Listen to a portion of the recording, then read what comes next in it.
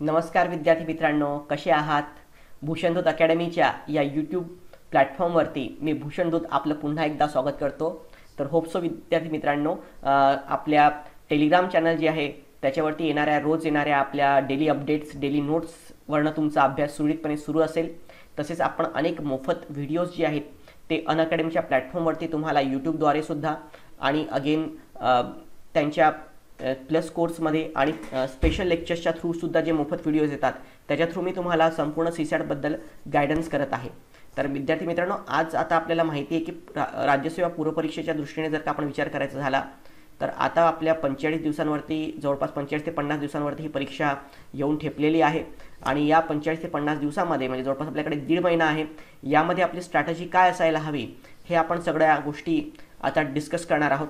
सोबतच विद्यार्थी मित्रांनो, आपली एक बॅच सुरू होती आहे. सो त्याचं नाव आहे सीसॅट कॉम्प्रिहेन्शन. जो पार्ट आहे ना, सो कॉम्प्रिहेन्शन, त्याच्यामध्ये आकलन, तर्कक्षमता आणि निर्णय क्षमता हा सगळा पार्ट त्याच्यामध्ये आपण कव्हर करणार आहोत.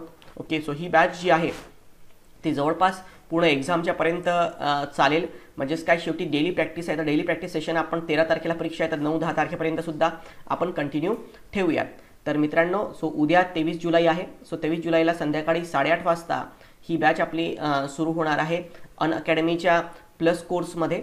ओके, सो तुम्हाला त्या बॅचसाठी जे विद्यार्थी इंटरेस्टेड असतील ते लवकरात लवकर त्याला एनरोल करून घ्या त्या बॅचसाठी. आणि मित्रांनो, जर का आपण बघितलं तर ऑलरेडी तुम्हाला माहिती आहे की मॅथ्स आणि रिझनिंगची आपली एक बॅच ऑलरेडी चाललेली आहे. त्याच्यामध्ये सध्या रिझनिंगचा पार्ट चालला आहे.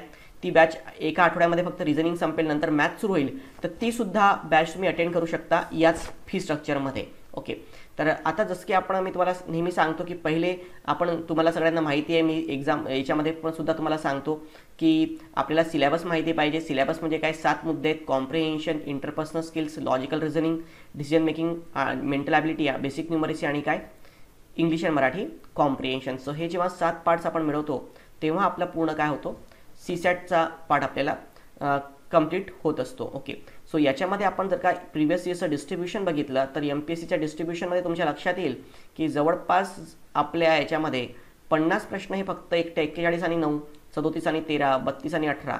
सो कॉम्प्रिहेन्शन 2 भागामध्ये, मराठी लँग्वेज कॉम्प्रिहेन्शन आणि कॉम्प्रिहेन्शन. तर कॉम्प्रिहेन्शनच्या संबंधात 80 पैकी 50 प्रश्न फक्त एकट्या कॉम्प्रिहेन्शनवरती असतात. ओके, सो म्हणून तुमची आता अभ्यासाची प्रायोरिटी जी आहे ती कॉम्प्रिहेन्शन असली पाहिजे.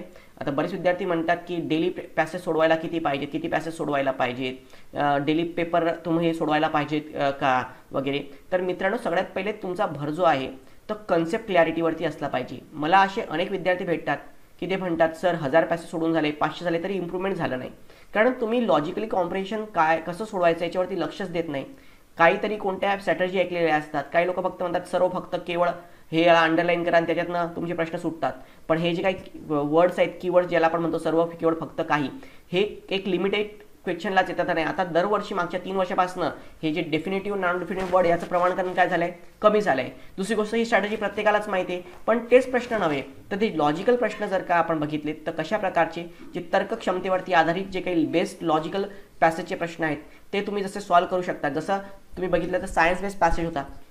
मग सायन्स बेस्ड पॅसेजमध्ये 2019ला जर का आपण बघितलं तर अल्फा कण विचलित, बहुसंख्य अल्फा कण का विचलित झाले काय वगैरे असं काहीतरी मेन्शन केलेलं होतं. सो त्याच्यावरती आलेले जे काही 2-3 प्रश्न आहेत, इव्हन ते न्यूमरिकल बेस्ड प्रश्न होते.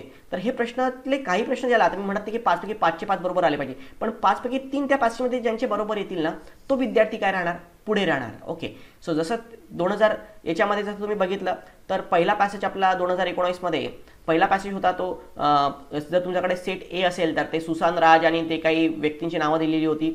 ते शिक्षक होते एका कॉन्व्हेंटमध्ये, बरोबर आहे. आणि त्यांनी ते याच्यामध्ये इन्व्हायरमेंटच्या रिलेटेड तो पॅसेज होता, काहीतरी कचरा वगैरे जो आहे व्यवस्थापन याच्याबद्दलचा. आता त्या पॅसेजचे 5चे 5 प्रश्न बहुतेक सर्वांचेच काय येतील, बरोबर येतील. तर तशा यांनी काय मग तुम्ही खुश होता की नाही, मला काही अभ्यास न करता सुद्धा माझे सगळे बरोबर येत आहेत. पण ते काय मेन डिटर्माइनिंग फॅक्टर नाही. ते 5 पैकी 5 प्रत्येकाचेच काय येणार आहेत, बरोबर येणार आहेत. तर तुमचे लॉजिकल प्रश्न जितके बरोबर येतील.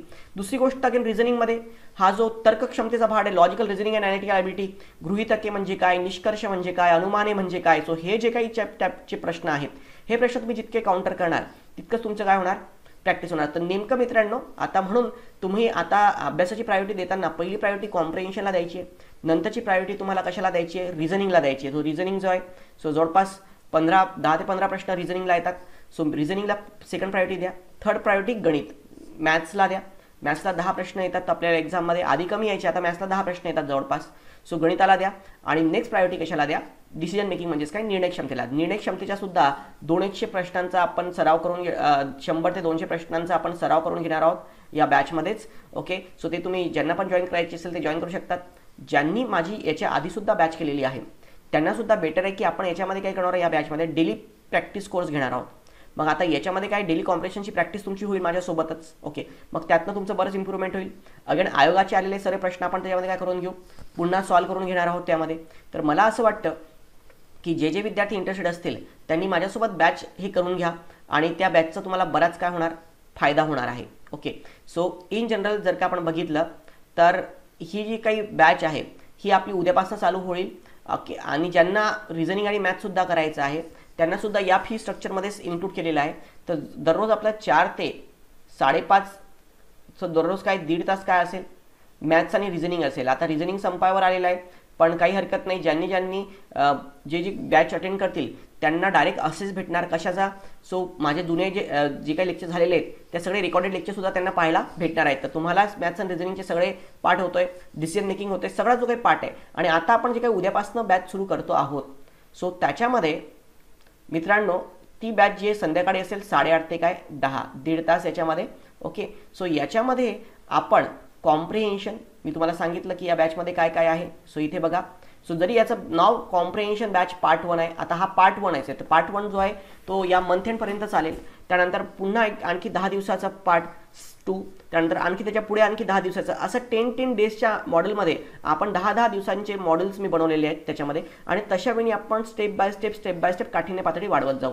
तर सुरुवातीला दररोज जी काही 1.5 तास बॅच चालणार एक आपली येणाऱ्या 10 दिवसामध्ये, त्याच्यामध्ये अर्धा तास जो आहे 30 मिनिटं जे आहेत त्याच्यामध्ये मी थोडा थिअरॉटिकल पार्ट स्टडी करेल की नेमके लॉजिकल गोष्टी कशा सॉल्व्ह करायच्यात, काय करायच्यात. आणि नंतरच्या 1 तासामध्ये आपण आकलन क्षमता म्हणजे कॉम्प्रिहेन्शन सोडून घेणार आहोत. करेक्ट, सो 1 वर्षामध्ये आकलन 1 तासामध्ये आणि तर्क क्षमता हा पार्ट आपण त्याच्यामध्ये सोडून घेणार आहोत.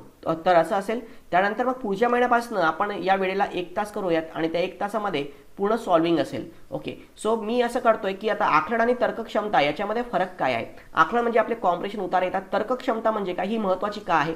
कारण मी तुम्हाला नेहमी सांगतो की कॉम्प्रिहेन्शन जी 4 स्टेपची प्रोसेस आहे. पहिले वाचन, रीडिंग, त्यानंतर काय लॉजिक अप्लिकेशन म्हणजे त्याला आपण म्हणतो तर्क क्षमता. हे जेव्हा येतं तेव्हाच तुम्हाला अंडरस्टँडिंग निर्माण होते, म्हणजे तेव्हाच तुमचं काय होतं, सो तेव्हा तुमची काय निर्माण होते, अंडरस्टँडिंग निर्माण होते, म्हणजे तुमची समज निर्माण होते. बरोबर आहे. आणि मग तुम्ही प्रश्न सोडवू शकता. तो तुम्हाला डायरेक्ट क्वेश्चन सॉल्व्हिंगवरती जंप घ्यायची गरज नाही. ही तर्क क्षमता जितकी बेटर होईल, म्हणजेच काय, तुम्हाला पॅसेज दिलेला असतो 4-5 ओळींचे काहीतरी, यात निष्कर्ष कोणता आहे, गृहीतक कोणता आहे, मुख्य मुद्दा कोणता आहे, कोणती गोष्ट सबळ करते, कोणती गोष्ट काय करते, दुर्बळ करते, अशा सगळ्या गोष्टी तुम्हाला हे करणार आहेत. सगळे पॅसेज मीच तुम्हाला देणार आहे. तुम्हाला हे सोडून बाकी काही करण्याची सहसा आता गरज नाही आहे. तर इतका वेळ जितका मी माझ्यासोबत तुम्ही स्पेंड आउट करा. आपण जास्तीत जास्त त्याला प्रोडक्टिव्ह बनवण्याचा काय करूयात, प्रयत्न करूयात. आणि आठवड्यातनं आपले जवळपास 1 दिवस आपण कशाला देणार आहोत, निर्णय क्षमता म्हणजे डिसिजन मेकिंगला सुद्धा आपण काय देणार आहोत, 1 दिवस देणार आहोत. सो अशा प्रकारे पूर्ण आपली प्रोसेसमध्ये ही बॅच चालणार आहे. सो सायंकाळी 8:30 वाजता. ओके, आणि मित्रांनो ॲडमिशन घेताना तुम्ही जेव्हा अनअकॅडमीच्या प्लॅटफॉर्मवरती ही राहील तर भूषण लाईव्ह हा कोड तुम्ही नक्की यूज करा. मित्रांनो काही क्युरीज असेल तर मला तुम्ही 8482986398 या नंबरवरती काय करू शकता, कॉल करू शकता. ओके, सो आठवड्यातनं तुम्ही 2 पूर्ण अभ्यासक्रमावर आधारित 2 जरी पेपर सॉल्व्ह केले तरी मोर दॅन सफिशियंट आहे. असं नाही की रोज एक पेपर सॉल्व्ह केला पाहिजे.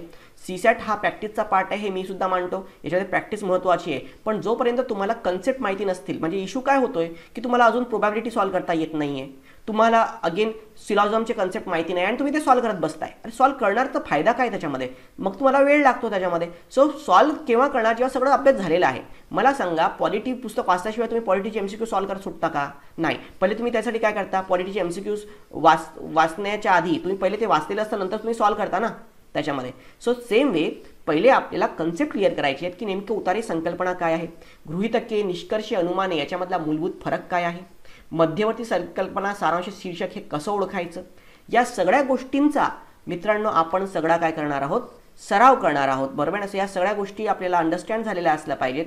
आणि जेव्हा या गोष्टी आपल्याला काय होतील, अंडरस्टँड होतील, तेव्हाच आपल्याला मित्रांनो इन जनरल सर्वात चांगल्या तऱ्हेने, इतरांपेक्षा जास्त चांगल्या तऱ्हेने आपण कॉम्प्रिहेन्शनचे प्रश्न काय करू शकतो, सॉल्व्ह करू शकतो. तर तुम्ही या बॅचसाठी जी काय आहे capsule course on CSAT compression part 1 याच्यासाठी काय करू शकता मित्रांनो, तुम्ही एनरोल करू शकता. तर या बॅचसाठी काय करून घ्या, एनरोल करून घ्या. ओके, जसं की तुम्हाला माहिती आहे की यशदा सियाक यांसारख्या अनेक नामांकित इन्स्टिट्यूटला मी टीच केलेले आहे याच्या आधी.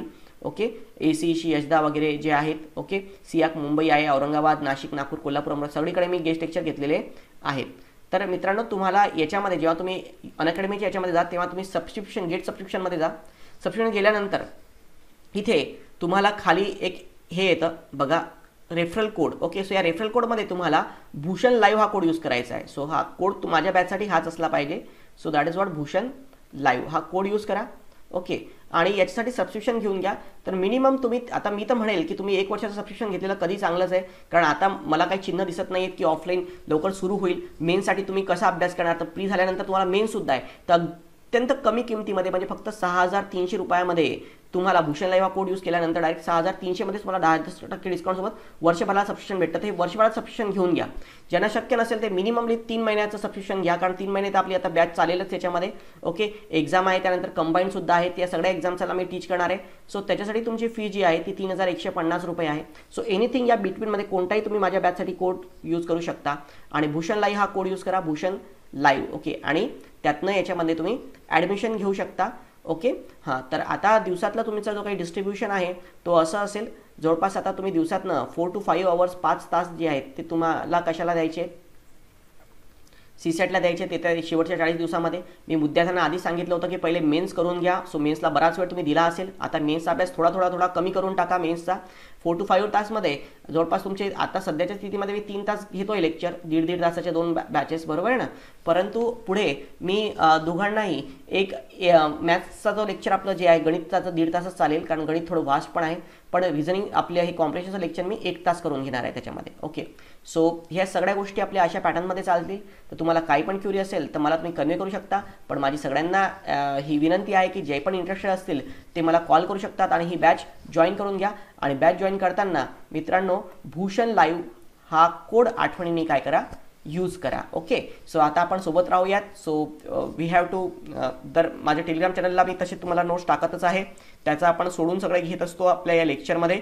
सोबतच मित्रांनो तुम्हाला अगेन मी टेलिग्रामला आता रिव्हिजन सेशन सुरू केलेले आहेत की तुम्ही व्हिडिओ रिवाईज करून बघायचे आहेत सगळे आधी जे झालेले आहेत. सो त्या रिव्हिजन सेशनला सुद्धा काय करा, अटेंड करत जा. Okay, so use please apply the code Bhushan live and join the batch. Okay, so आणखी काही असेल मित्रांनो तर तुम्ही मला कॉल करू शकता, हे करू शकता. ओके, सो चला मित्रांनो, तो थँक्यू व्हेरी मच तुम्हाला बेस्ट विशेष एक्झामिनेशनसाठी. ओके, तर आपण आता संपर्कामध्ये राहूयातच. मी रेग्युलर व्हिडिओ लेक्चरने तुम्हाला मार्गदर्शन करतच राहील. ओके, सो प्लीज मित्रांनो सगळे लोक अनअकॅडमीची ही जी काही बॅच आहे ही जॉईन करून घ्या आणि जॉईन करताना भूषण लाईव्ह हा कोड वापरा. ओके, थँक्यू, धन्यवाद.